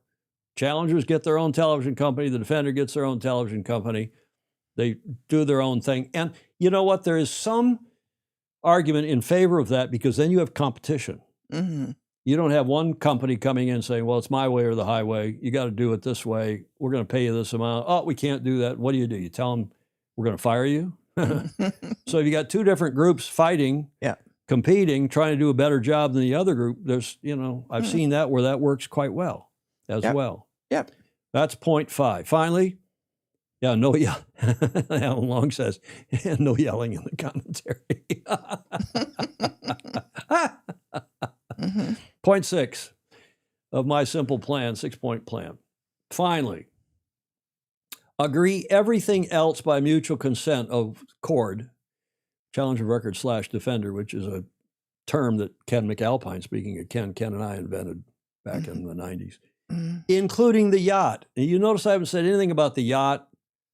Mm-mm. I care about the yacht. I have some firm views on the yacht, but so does everybody else. Mm-hmm. The yacht is not important. The general public doesn't much care if it's a foiling monohull, if it's a trimaran, if it's a catamaran like the AC-72s we had here or if it's an IACC boat or they don't much care. What they care about are the competitors being national teams, that the competitors are representing a country, that the personalities like Paul Card, like Jimmy Spithill, like Pete Burling, like tell me who, Tommy Slingsby, they care about following the names and the personalities, especially if they're from their home country. Right. They don't care about the yacht. You agree everything else as the deed of gift prescribes by mutual consent. You minimize, instead of writing all these rules and cost caps, salary caps, all this budget caps that you're never going to enforce, or if you do enforce, it's just going to create more aggro, as the Brits would say. Forget about that. Minimize. The fewer the rules, the better. Mm-hmm. And let people do their thing. Don't tell people when they can sail and when they can't sail, and they can't sail this kind of a boat. Every time we've written a rule, including after the 92 Cup, we wrote the 2-boat rule to try to make it less expensive. It didn't. The budgets go up. I know. Because you constrain the teams from doing what is simple and easy and kind of has been done before, and you force them to go do something else. And they'll figure it out. They'll figure out some other way, probably more expensive, to achieve the same thing. You split the other costs, including the measurement committee, the jury, the umpires. The defender pays half, and the challengers pay half of whatever those, and those are just little bureaucratic. That's a checkbook almost. It's not expensive, not easy, not hard to do.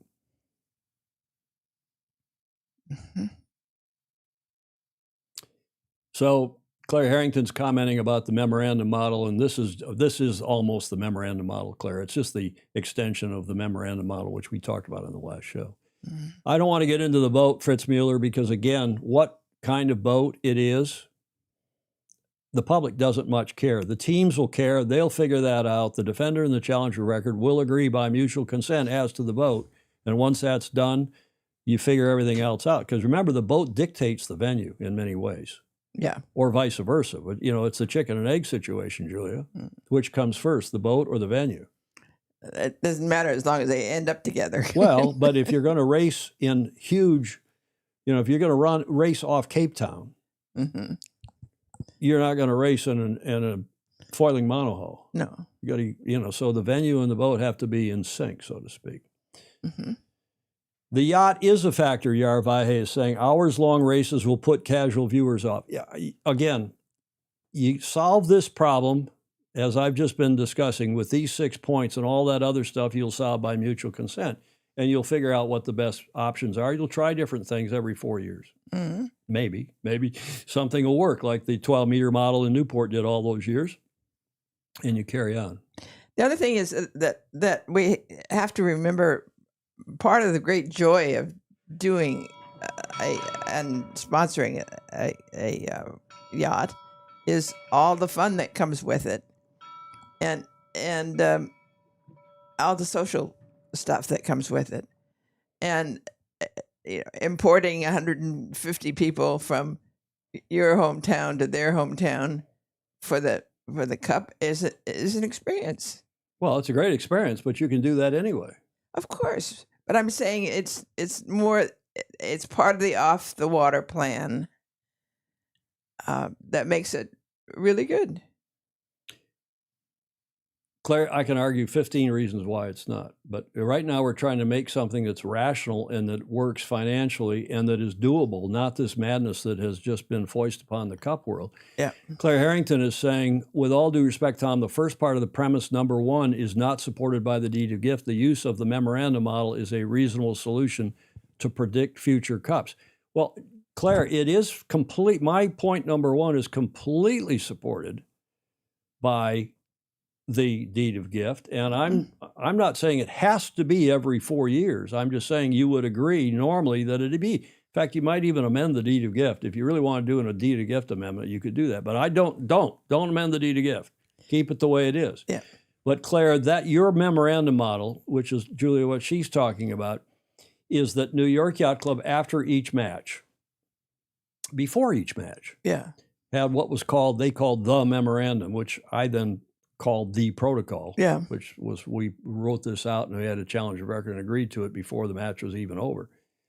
But the memorandum New York would publish as the defendant and say, if we're successful, not when, but if we're successful, it's our intention to do the following. Have the Cup in this year, have this boat in this venue, meaning 12 meters in Newport in 3 or 4 years' time. And they only once did New York Yacht Club do it in 2 years. They did it from 62 for some reason. I know why, but we don't need to discuss that now. They went from 62 to 64. Otherwise, it was always 3 or 4 years. But Claire, my argument about 4 years, and you and I have had this discussion, the problem is that you do conflict with the Olympics. And it's not because the sailors are going there, or you do conflict with FIFA World Cup, not because the sailors are going to go play in the World Cup, but because sponsors and television time and interest is sucked up by those events every other year, the odd year, even year, every other year in the even year. And you got to go to odd years. The America's Cup's just got to happen in odd years.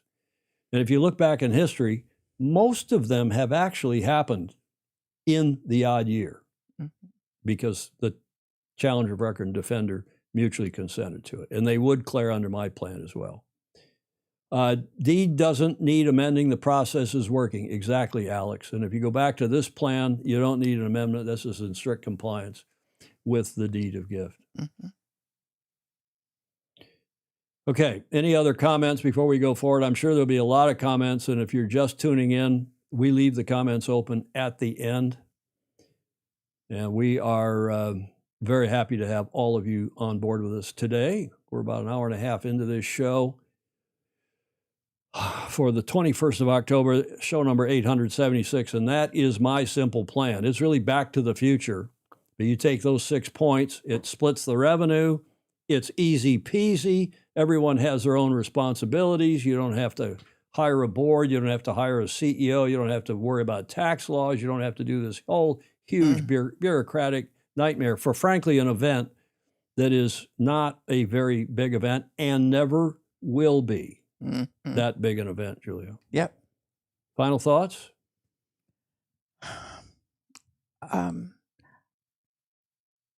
I think it deserves to be at a special time, and it deserves to be understood as that.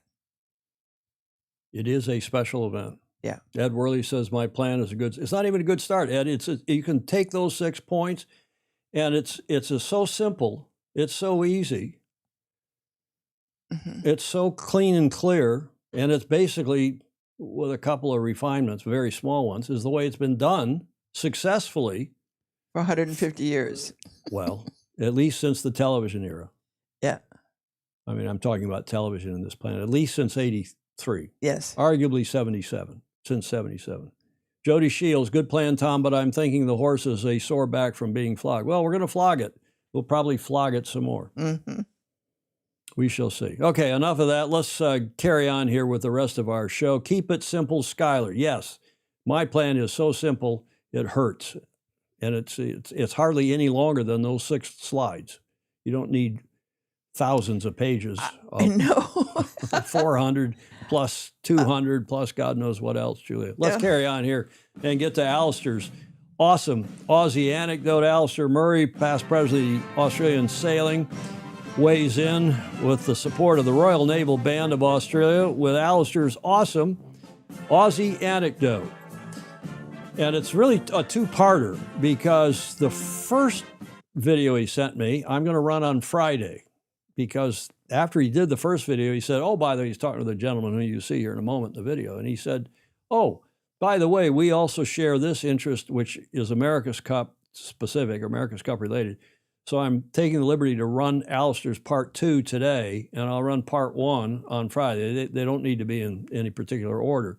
But look at this image. Do you know where that is from? Julia, anybody else? I don't recognize Okay, well, just keep, but you recognize the flag. flag, yeah. It's the Australian flag. That is a significant part of this Alistair's awesome Aussie anecdote. Enjoy.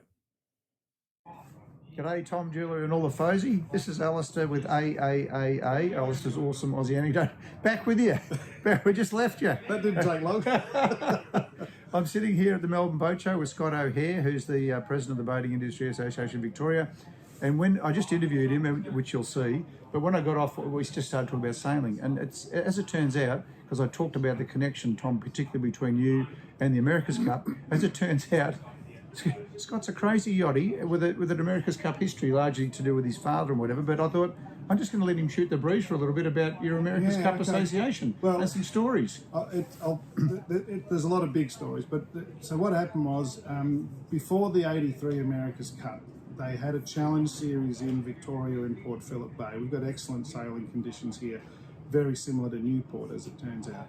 So Bondi, Alan Bond, had both Challenge 12 and Australia 2, and they put the two boats next to each other and raced them. And that race series was actually won by Challenge 12.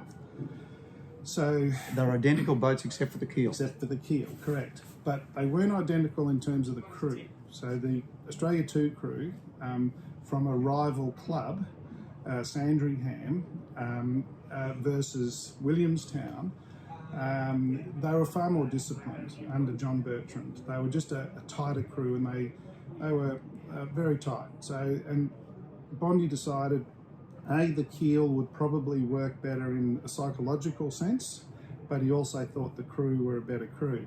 So he decided to let Challenge 12 go, and the Royal Yacht Club of Victoria decided to buy it.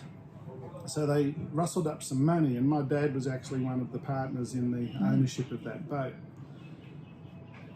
The story goes, we go to Newport, and whether or not this is fact or not, but it's an interesting story. Towards the end, and I'm probably going to get which countries or which yachts incorrect, but Bondi threw a race in favour of the Brits. Through a race, that's controversial. No. You heard it here first on Sailing Illustrated. Talk to anybody from Challenge 12 and this is what they'll tell you. Yeah. Threw a race in favour of the Brits, so he just didn't turn up. The Brits got the points. Yeah. It knocked Challenge 12 out of the finals because he was worried Challenge 12 was going to win. Australia 2 went on to win the America's Cup. So if you go back through the points, have a look. I might not have been the Brits, but I think it was. And go back through the points, have a look, and that's what you'll find. Because I remember the series they held on Port Phillip before they went to America, between Challenge 12 and Australia 2, and they raced, I think it was like 25 races, and the score was 13-12 at the end. Right? Yeah. There was nothing between those two boats. It was close. And I think Australia 2 did better downwind, and Challenge 12 better upwind, and that was basically the difference. Wow. So your family owned part of a 12 metre? Correct. We've actually got a 12 metre in the club now, Kookaburra, which belongs to a good friend. Kookaburra, you want to hear the Americans pronounce Kookaburra. It's hilarious. They say they get kookaberry. Ask Tom to say it. I'll get Tom to say it on the show straight after this. But it's Kookaburra. Yeah, that's right. And the idea behind Kookaburra was it was going to laugh at everybody and win, but actually everybody else had the last laugh. Yeah, one quick story too about Bondi. He owned Swan Brewery at the time, and Swan was a sponsor. Yeah. And he said to his crew one day, he said, we're going to go out there and we're going to spray our beer all over the competition. And somebody said to him, but isn't that a waste of beer? And he says, no, we're going to drink it first. That's funny. One last thing. Quick one. There is a famous photo of Australia too, having just won the cup with a massive Australian flag flying. Yeah. And that was the biggest Australian flag in the world. And Dad had it made, and we still actually have that flag sitting at home. So every now and then on Australia Day, we put it up a mast somewhere, and usually Geelong Race Week. How big is it? It's 52 feet long. It flew off the tallest flagpole in the Southern Hemisphere. It was a 120 feet high flagpole, yeah. Wow, So, fantastic. yeah. All right, Scott, well, that's our second one. We might come back and do another interview. No, anyway. You never know where the conversation goes. Bit of fun, and Tom, Julia, and all the Fosie, it's always tremendous to introduce you to some great new people, and Scott's one of them. Thanks, mate. No worries. Okay, Pleasure. see ya. Okay, so now you know why I ran this part 2 today with all this other America's Cup talk. Thank you, Al. Sure, thanks, Scott. That was fabulous. And now you know why we have this picture, and that is Newport. That's not Bannister's Wharf. That is Newport Offshore. That's Lower Thames Street on the waterfront, the city front in Newport, Rhode Island, in a shot from 1983 of that flag, which I read online was 48 feet by 24 feet or something like that. Mm-hmm. Great storytelling, good stuff. It was at the time the largest Australian flag in the world, and still is one of the larger. Apparently, there's Australia 2 or Challenge 12. I guess that's Challenge 12 because it's not skirted. Also with a boxing kangaroo, because remember the name of it was Challenge Australia, Advance Australia Challenge were the 3 boats, and that was the name of the syndicate. They were really a consortium, 3 different teams working together, which was brilliant. One of the reasons they won, of course, Ian Murray was sailing Advance, and then after Advance, which is the slowest of the 3, got excused, then he went over to Challenge 12, and Challenge 12 was a real boat and a real risk, and Bondi did throw a race, and it was to the Brits. I'm interested he remembered that. There it is, that great flag and Australian flag. Now, Julia, what kind of a bird is that? I said, it's not a kookaburra. How do you pronounce that, Julia? That is a laughing? Kookaburra. Kookaburra. I've never heard us call it a kookaberry, certainly not on this show. No. Probably kookaburra, like a brown bear. Has such a beara, but burra. But it sounds. But it sounds to me like they're saying kookaburra, not kookaburra. Yeah. Blake Middleton says kookaberry. Advance, was Wolf. That was a slow boat. But there it is. And I apologize if I've never said kookaberry. Kookaburra probably. But we'll try to say kookaburra or kookaburra. Burra. It's kind of a cross, but there's midway between a U and an A. Kookaburra. Yeah. That's that bird, that particular one, that laughing kookaburra is from Hobart, Tasmania. I took that off Wikipedia. Yeah. They're fun to listen to, though. There's the other kookaburra. They built 3 of them. That's Kookaburra 3, K3, Kooka 3, they called it. The Royal Perth Yacht Club's ultimate defender in 1987. A nice, in fact, a fabulous, another one of Gilles Martin Raget's fabulous 1987 America's Cup photos. And that, of course, is our segment from Alistair for today. Alistair's awesome Aussie anecdote for today. We'll have part 1 on Friday. Thank you, Alistair. Thank you so very much. Gets us. It's pronounced as in cook, not kook. Well, we always say kookaburra. Cook. I thought it was the second part you were making fun of us for, Alistair. Cook. Kookaburra. Cook, not kook. We never say kookaburra, do we? Kooka? Maybe we do. Yeah. See, you notice it. Okay, we'll try to get our pronunciation right, Alistair, just for you. I guess it's to the last leg to Gloucester, that famously good painting. And we're going to talk about the IQ Foils, who are racing again their International Youth and Junior Class Association World Championship is going on in Arzachena. I think I have that pronunciation right, which is in the northeast corner of Sardinia, right around the corner. I've chaired the jury there it was either a Windsurfer Worlds or a Laser Worlds on a beautiful beach in what's called Baia Sardinia. which the whole region is called Arzachena, and they have a big tourist bureau that does good sponsorship of events. The IQ Foils are having their world, their youth and junior world, or sorry, not their worlds, they're Europeans, I should say. This week in Arzachena, 366 athletes from 28 nations. A Wow. great turnout, this Yeah. Olympic class, of what is now the replacement for the windsurfer, has been. And there, for those of you who are geographically challenged, this is Porto Cervo over here where the Yacht Club Costa Smeralda is. And this whole region over here is Baia Sardinia, this next bay, Bay of Sardinia, I think is what that means in Italian. Correct me if I'm wrong. And right here is Baia Sardinia, the beach and town. Beautiful place, and that's where I believe this event is taking place. And here is the video from yesterday where they had no wind.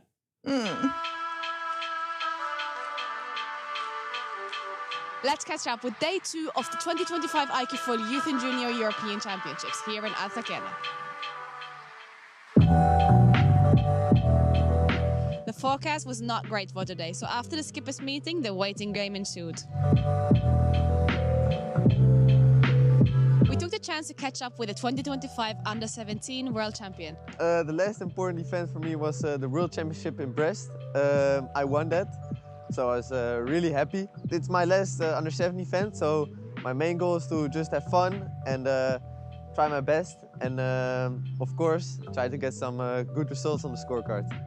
There's a mix of competitors here though, some which took part in the Emerging Nation Camp. Let's find out more from them and their coaches. I think it's very important for people who are from not maybe smaller countries, but from countries who are not very involved in the IQ Foil to have a chance to be coached by some of the professionals. There's 2 coaches, Kari and Jose. I'm here for coaching the Emerging Nation program. We have sailors all across the Europe from I think 5 countries. The purpose is to help sailors that doesn't have so much help from the federation or from the club to come to the regatta like this. I think that is a really good job of part of the class to support this kid, and they make a new friend, you know, from other countries, from little kids, and it's nice. This is so good group. I really joined the camp because I have a like in other people for another country. I really do like being coached by Jose. Doesn't let me be sad if I do something wrong. Like always encourages me to do better. Try to have fun with them. I think that this is the most important. Have fun. It's good to work with the kids. It's really funny, and no, they're really good kids and sailors. Unfortunately, the wind never filled in. The good news though, the famous Mistral winds arrive tomorrow, so stay tuned for the action. I don't know, Yarvahe asking how many builders there are for this class is a good question. We'll have to look into that. But what a fabulous video, Julia. Huh? Yes. Kids, the important thing is to have fun, and they did. Even on a light air, no air day, they're stuck on the beach, and it's a nice place to be stuck. Having been there myself. Alistair Murray, thumbs up. Great kids.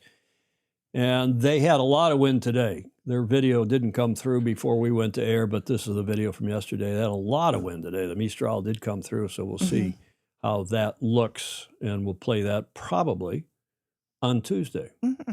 Great stuff, and that gets us to the Whiskey Tango Foxtrot, Julia. Oh, my favorite guy. Your favorite guy. We got to get him on the show, too. He's still alive.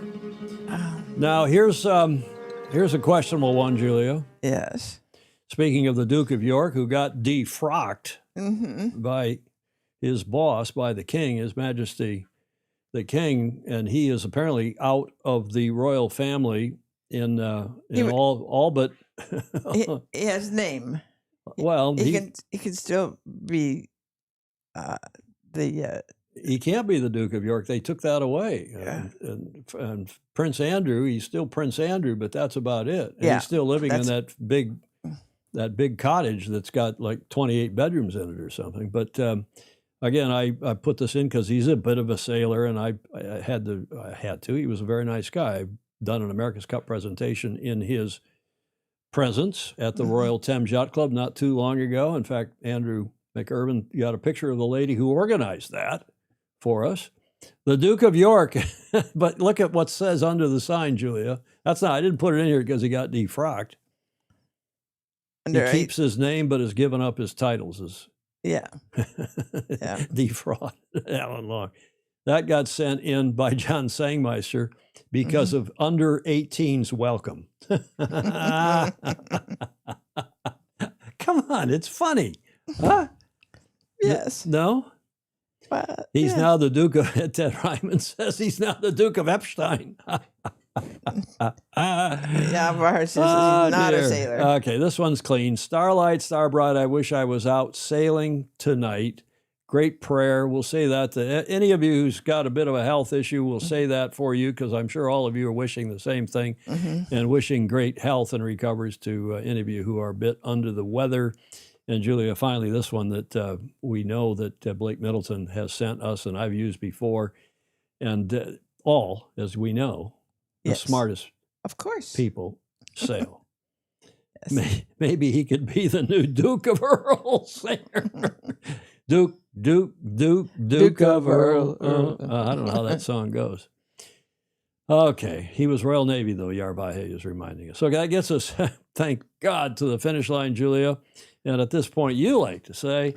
Oh, yes, have fun by following, and sharing your comments on, and also reading them, because we miss so much not seeing them. Indeed.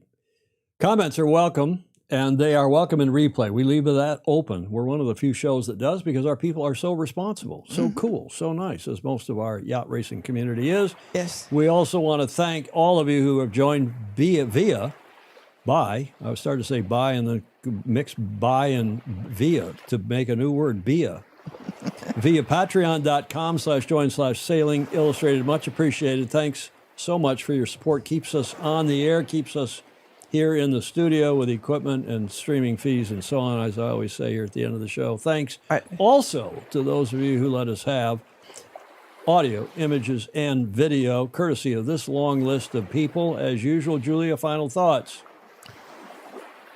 I'm going to be interested to see what happens with America's Cup as it grows up. Well, we all will be.